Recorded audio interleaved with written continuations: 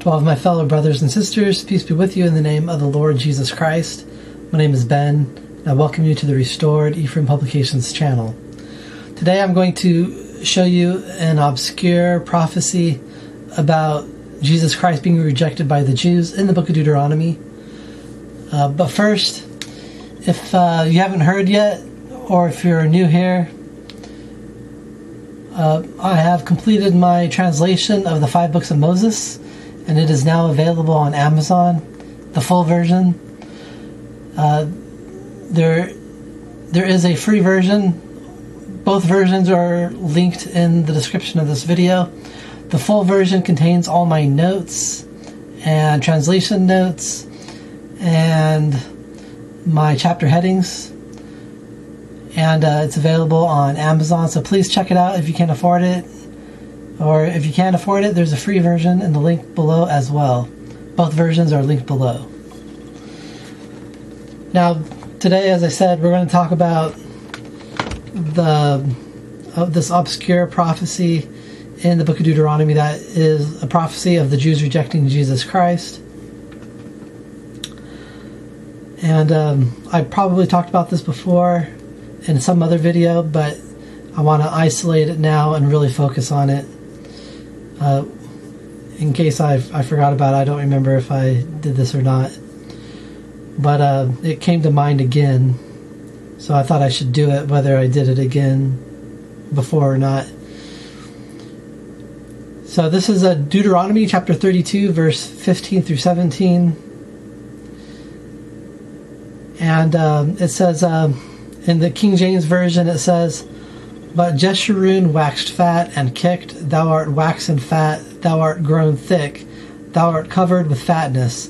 Then he forsook God which made him, and lightly esteemed the rock of his salvation. They provoked him to jealousy with strange gods, with abominations provoked they him to anger.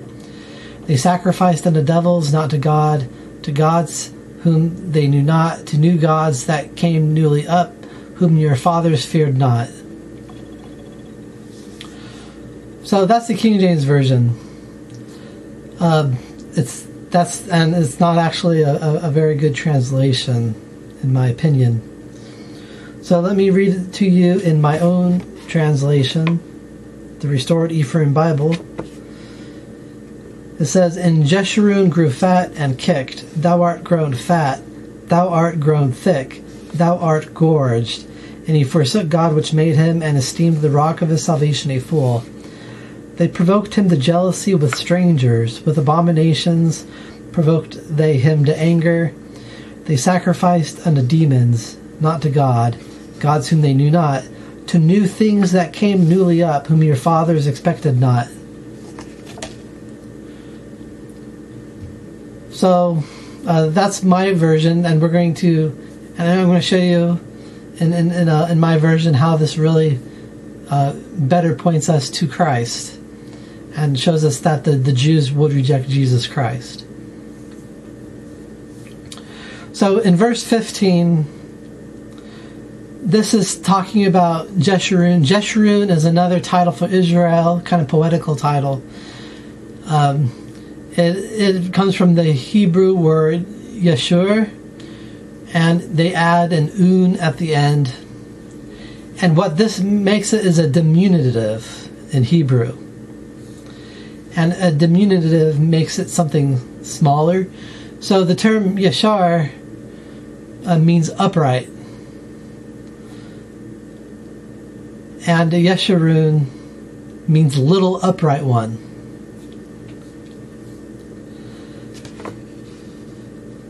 And what verse 15 is talking about is that Israel becomes prosperous.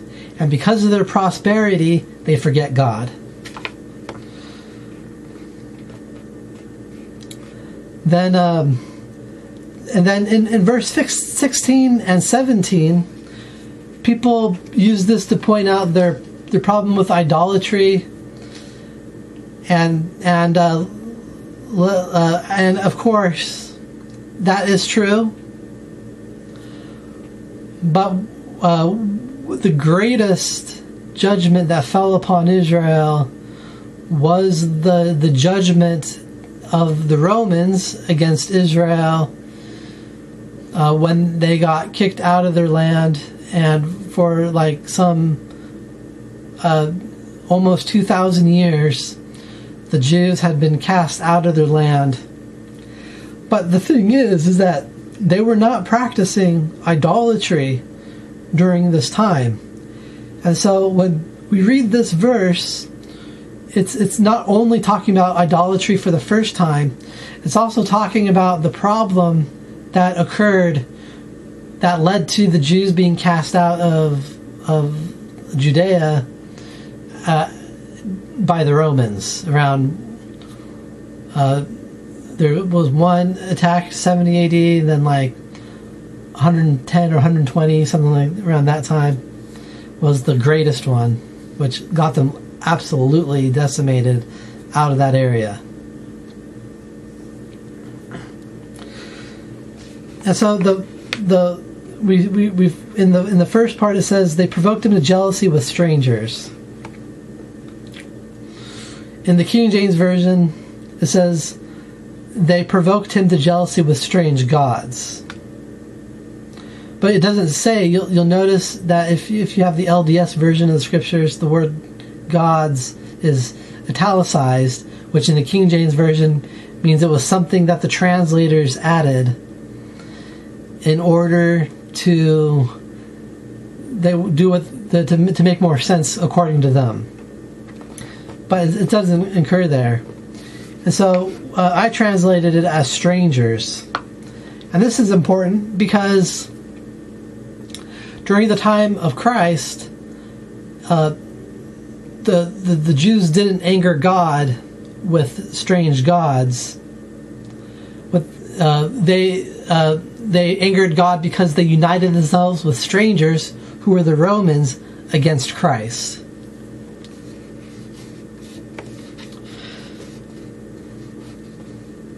It says, with abominations provoked they him to anger.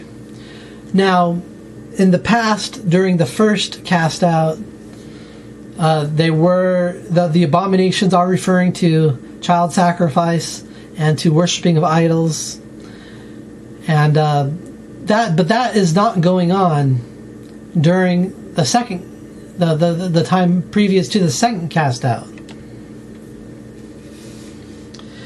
And the abominations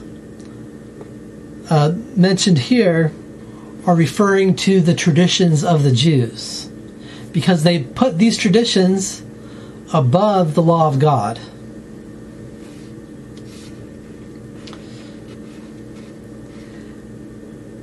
And then in verse 17 it says, they sacrificed unto demons, not to God, gods whom they knew not,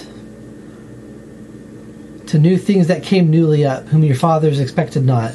And that's in my translation. In the King James Version, they translate the word, it says they sacrificed unto devils. Now the term devil makes you think of evil spirits, but the word in Hebrew is actually better translated as demons. And you say, what's the difference? Well, in Hebrew, and this is also true in Greek, the term demon, it can refer to some spiritual entity, but it can also refer to mortal men. And as I said, they were not sacrificing to idols at the time around Jesus Christ. But what they were doing is they were lifting up men who were giving them the interpretations of the law above Jesus Christ. And so the term demon can refer to those people. In Hebrew it's always negative, in Greek it's not necessarily negative. But in Hebrew it's always a negative term, demon. And so these demons, they don't have to be spiritual entities, they don't have to be the idols. They can also be referring to the rabbinical system that put itself over Jesus Christ. And so instead of offering animal sacrifice to God, they had this idea of God in their head, and they were sacrificing to it. They're basically, instead of sacrificing to God and His truth, which was manifested through Jesus Christ, they elevated their traditions above the Son of God. And so in this way, that's how they were practicing this, instead of following the Lord.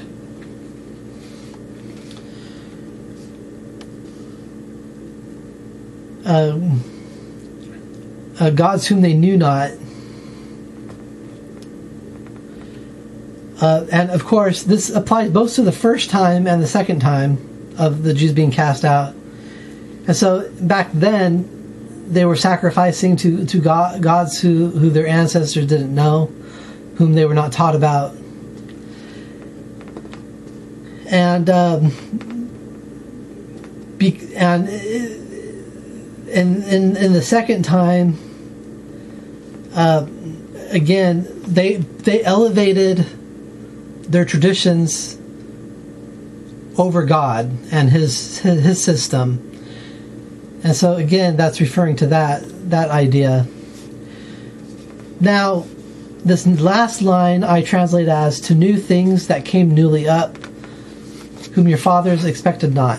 In the King James Version,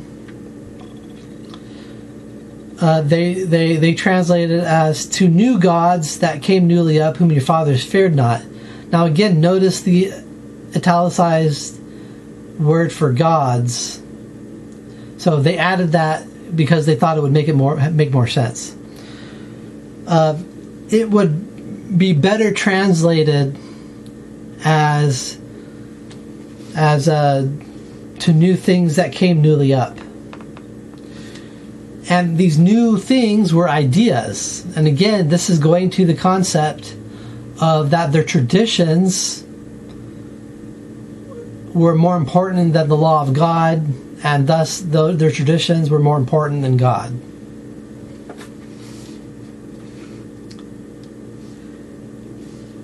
And so those new ideas include the idea of their traditions. Also, what the Jews were doing at the time, and Christians did this too, is that they were focusing on Greek philosophy, which also came newly up. And so they merged their ideas with Greek philosophy, which is evil.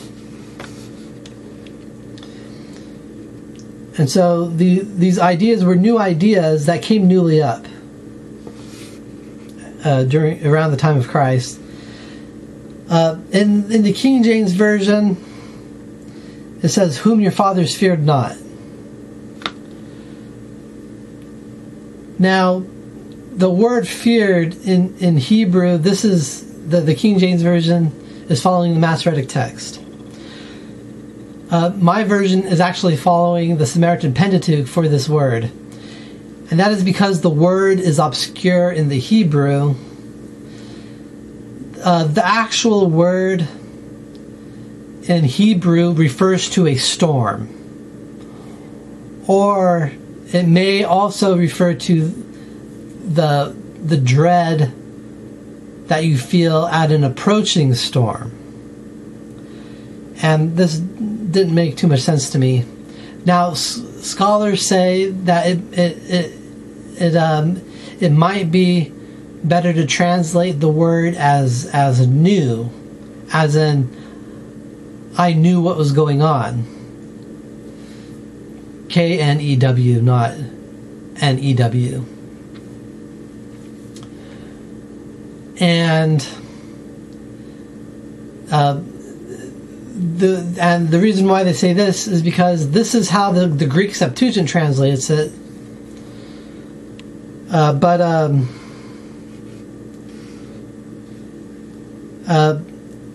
Again, and that makes more sense. But when I read the Samaritan Pentateuch, it says expected. And the Holy Spirit fell upon me, and I really understood at that time that this word is the best, because the feeling that I got from the Holy Spirit, and it was that the Jews were expecting, or the ancestors of the Jews were expecting the Son of God to come, but the Jews rejected him. And so their ancestors were expecting the Messiah, but they rejected the Messiah because of all these new things that came up to make the people not focus on Jesus Christ.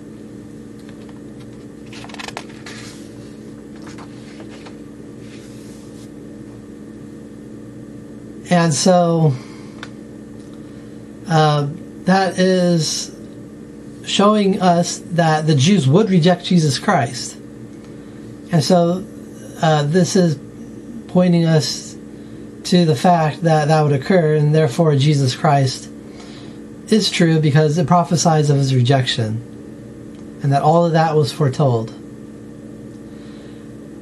And so if you like my version better, which I do, please check it out and get yourself a copy. Or if you can't afford it, there is a free version also linked in the description of this video. Both versions can be found in the description of this video. And I'll leave this with you in the name of Jesus Christ. Amen.